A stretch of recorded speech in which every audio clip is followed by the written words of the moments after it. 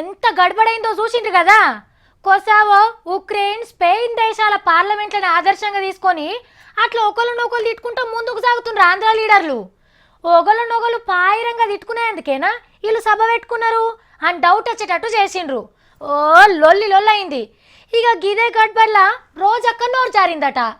క్లాసులో బూతులు మాట్లాడితేనే పంతులుకోడు, గసొంటిది అసెంబ్లీలో నోరు జారితే స్పీకర్ సార్ ఊకుంటాడా? సస్పెండ్ చేసిండు. మరి ఇలా రోజాకి ఏం చేసిందో చూడండి. అసెంబ్లీ ముచ్చట్లే చెప్పుదాము అని అనుకున్నాం గాని ఇయాలేం పెద్దగా తీన్మార్ ముచ్చట్లు దొరకలే. ప్యాన్ గుర్తు సమర్పణల రోజక్క తీన్మార్ చూపిస్తున్నాం. 3 రోజుల సంధి అసెంబ్లీల చంద్రాల్ సార్ కంటే ఎక్కువ రోజా మేడం పేరే వినబడ్డది. తొలిసూరి దినమే చంద్రాల్ సార్ కు బాహుబలి సినిమా చూపించింది. మనం బాహుబలిలో చూసాం కాలకేయుడు ఏ విధంగా దేశాల మీద పడి చిన్న పిల్లల్ని, మహిళల్ని మరి ఏ విధంగా రాచి రంపాన పెట్టి దాడులు చేసి మరి వాళ్ళని చంపేశాడో కిరాతకంగా.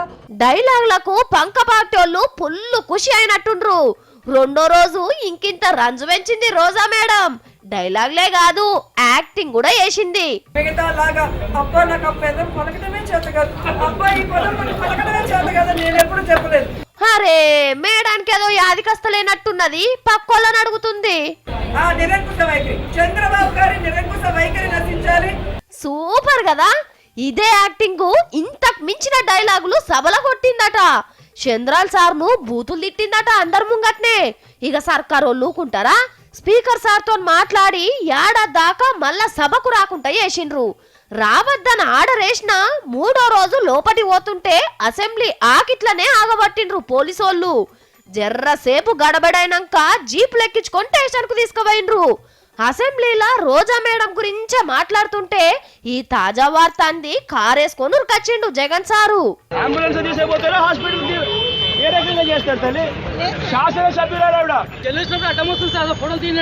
నీ పోట్వాల్ పాడుగాను. ఓ దిక్కు రోజక్క వాడిపోయి బేవోస్లై పడిపోతే పోట్వలకే వచ్చిన అది పోయినా. మెల్లగా మెల్లగా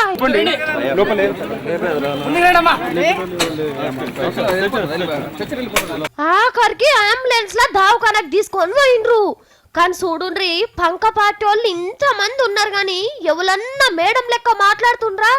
అంత చంద్రాల్ సార్ ట్రైనింగ్ గొప్పతనం.